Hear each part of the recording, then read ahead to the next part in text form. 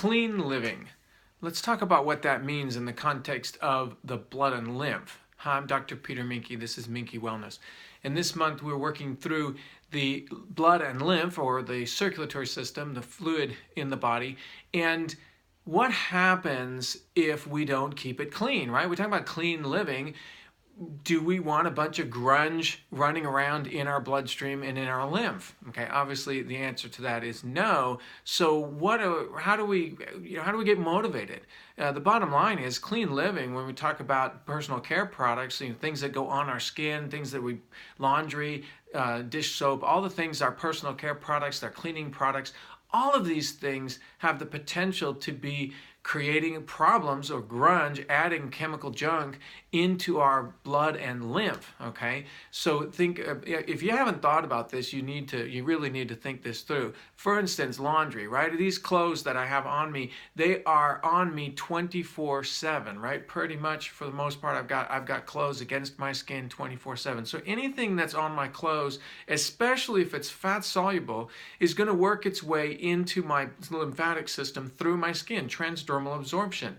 So what kind of chemicals are on our clothes? Okay, if we're wearing cotton, non-organic cotton, cotton is one of the most sprayed fields, products, agricultural products out there at all, ever. I mean, there's so much pesticide residue and junk that's held in the cotton fibers, and quite frankly, there's basically Agent Orange, the defoliating defoliating compound that they use to get rid of the cotton leaves before they harvest the cotton balls. And so this is a really nasty process. And this cotton, these chemicals that are on our clothes, what if it's synthetic, like nylon?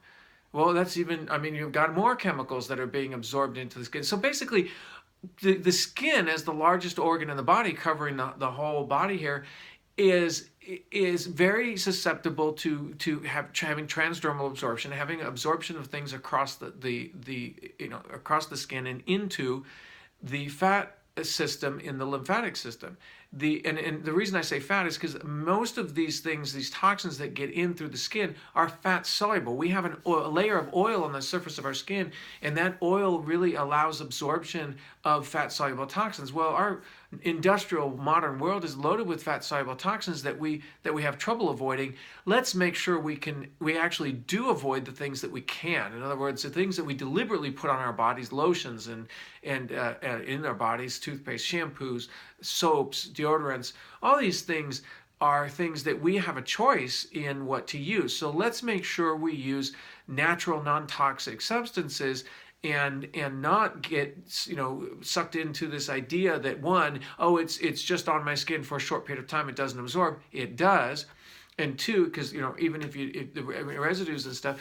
But so let's talk about maybe let's talk about some natural replacements for some of these things, and then how do we work with this lifestyle change in a context of budget, right? Because we know that if you get a natural shampoo and a natural products, they tend to be a little bit more expensive. And if you're someone who washes your hair every day, for example, and you've got real long hair, then that's a lot of shampoo, and that's going to end up adding up. I can get this 5-gallon drum of shampoo from Costco or Sam's Club, I'm just kidding, and obviously it's not that big, but you know what I'm saying.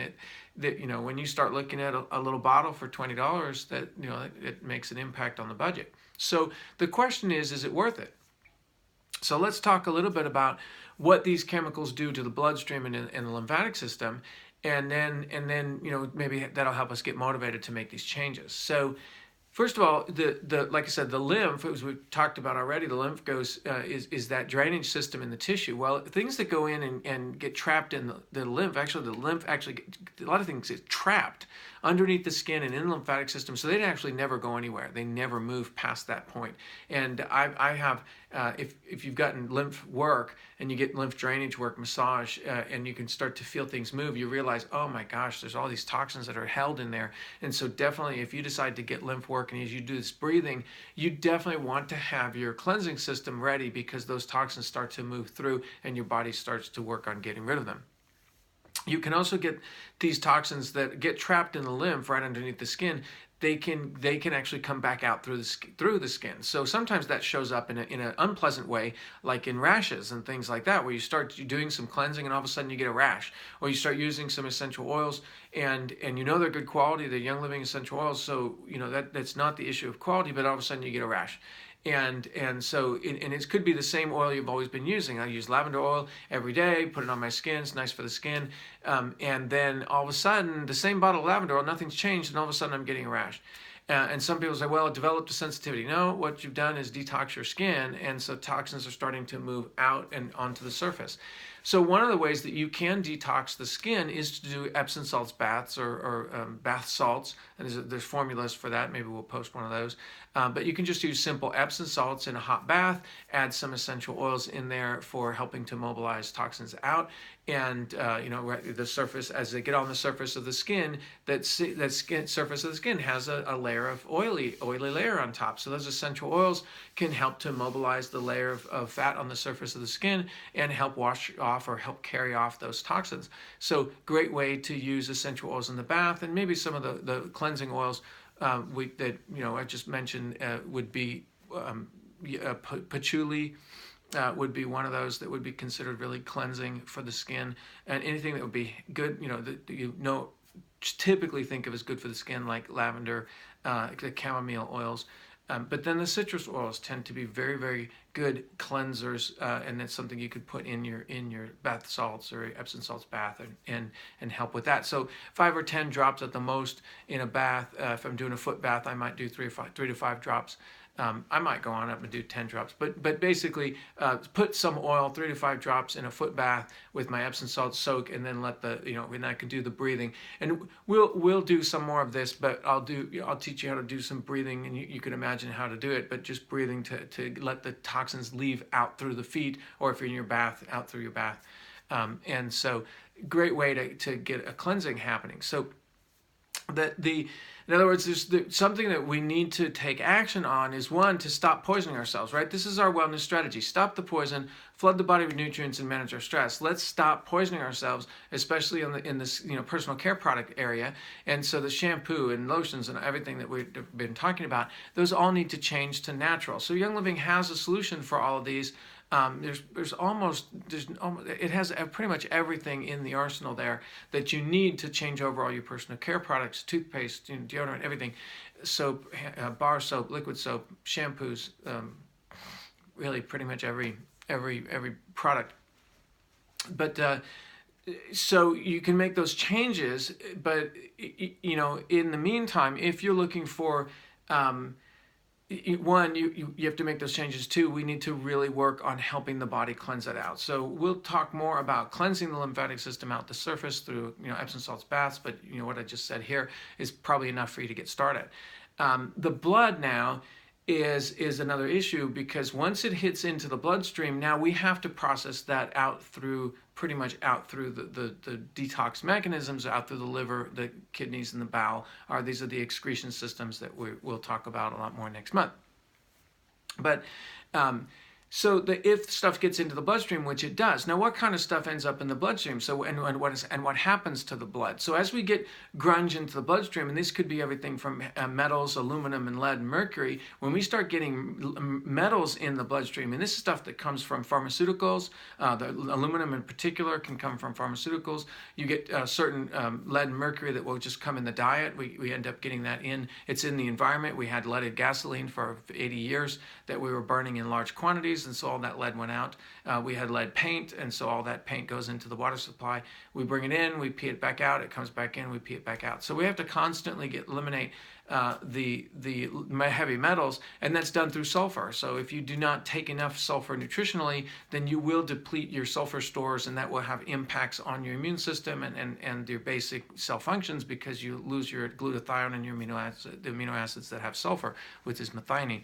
So what you need is to make sure that you supplement enough of the nutritional sulfur, which is the MSM, which is in that sulfurzyme, which is why we started with the sulfurzyme, and why I'm telling you, keep taking your sulfurzyme. It's so important to keep that up, because I have found that about 4 capsules a day for your average person is just basically keeping even with the toxins that are coming in. If you're not going to make any inroads on getting detoxed if you take less, if you only take 4 a day. You need to be taking 8 or 10 or 12 capsules a day of the sulfurzyme if you're really going to start making progress on cleansing out. But okay, so as things get junked up in the blood, and we can do breathing and work on cleansing that and keep the blood moving. So you already know how to breathe and keep the blood moving.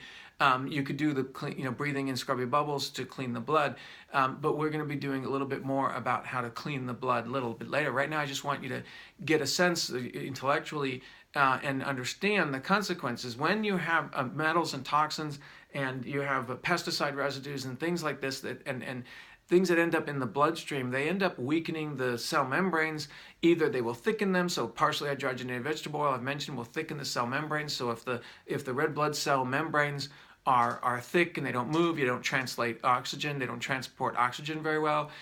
So our oxygen carrying capacity reduces in the bloodstream. Our blood cells get weak and pop easily, so you end up with basically a weakness in the blood, and you feel tired. Well, this is all part of potentially part of what's happening is this toxicity that we accumulate, and these are things that could be coming in from the outside. I mean, of stuff that we deliberately put on. So let's talk about let's talk about what can I do if I'm just wanting a really quick, I need to have something on my skin, and just plain food grade coconut oil with a little bit of essential oil can make a really nice whole body lotion to keep you from having dry skin. No one wants to have dry, flaky skin. I understand that. So if you have that issue, try just coconut oil. If you don't like the smell of coconut, you can get refined coconut oil, but just get food grade refined coconut oil, add a little bit of lavender or your favorite essential oil into it. Doesn't take much, and you can use that to slather after a bath. You'd be surprised at how soft your skin is, and that absorbs very quickly into.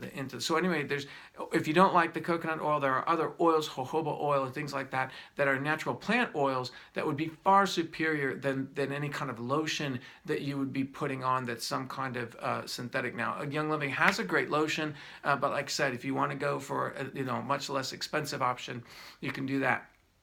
What we also found for like deodorant, the Young Living, and this is going to sound weird, but the Young Living toothpaste, especially the Dentarome Plus toothpaste, doubles as a deodorant. So it's a one product that you don't need. And I know that sounds kind of weird. You're like, well, what do I do? Well, I mean, of course we use it for toothpaste, but I always just put a little bit in my hand, and then I'll just rub a little bit under each armpit, and just because it comes out as a paste, and the paste just rubs in, and it's an amazing deodorant.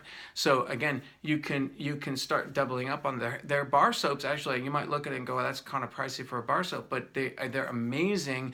They're extremely lathery. So if you really like a lather, the bar soap is fantastic. Try one of the bar soaps and see how long they last. I really find that they last a very long time.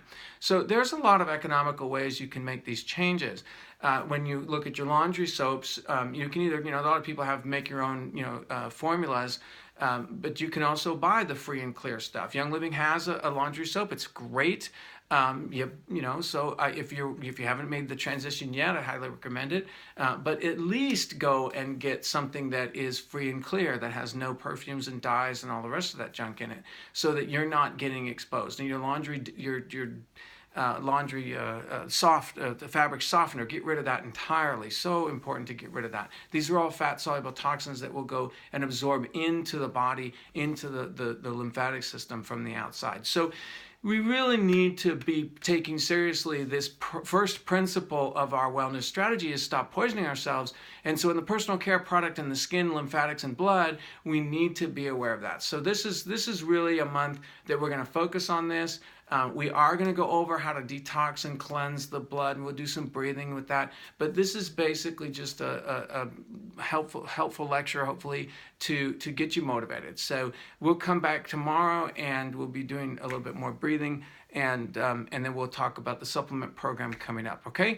So happy wellness, and we'll see you tomorrow.